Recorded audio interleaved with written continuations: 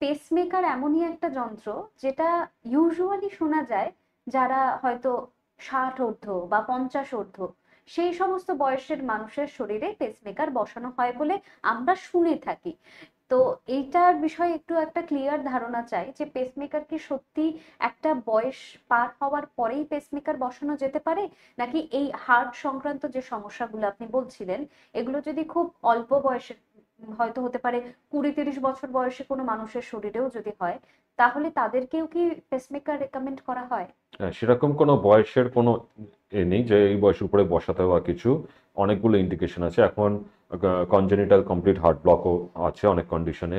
তাছাড়া ইয়াং পেশেন্টদেরও কোনো কারণে কোনো অনেক অসুখ আছে, যেগুলো ইনফিল্ট্রেটিভ কিছু অসুখ আছে যার জন্য কন্ডাকশন সিস্টেমে কিছু ডিজিজ পাওয়া যায়, তাতেও বসানো যেতে পারে। এবং বয়সকালেও তো বেশিরভাগ ম্যাক্সিমাম পেশেন্টদের আমরা বয়সকালে বসাই আর কি। তো এরকম কোনো কাট অফ এজ নেই যে এর উপরে বসানো এবং সব সময় হার্ট রেট কম থাকলেই যে বসাতে হবে এরকমও ব্যাপার নয়। হুম। তো আমাদেরও কিছু ইন্ডিকেশন আছে, যেমন যেটা বলেছিলাম, একটা সবচেয়ে কমন যে কারণে আমরা বসাই সেটা কমপ্লিট হার্ট ব্লক। হুম হুম।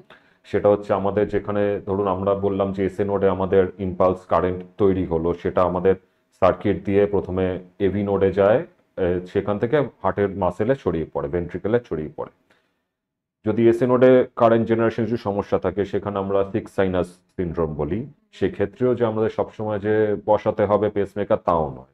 কিছু সিমটম কিছু ক্রাইটেরিয়া থাকলে আমরা বসাই। যেটা এভি নোডে যদি ব্লক থাকে সেটা হচ্ছে ইউজুয়ালি লাইফ থ্রেটেনিং থাকে, সেটা কমপ্লিট হার্ট ব্লক বলি। সেখানে হয়তো আমাদের ইম্পালসটা তৈরি হচ্ছে, জেনারেট হচ্ছে, কিন্তু আমাদের ভেন্ট্রিকল অব্দি পৌঁছাচ্ছে না। সেই সময় কমপ্লিট হার্ট ব্লক হয়। সেই সময় হার্ট রেট খুব কমে যায়। হ্যাঁ, হার্ট রেট 30-এর কাছাকাছি ওই সময় চলে আসে।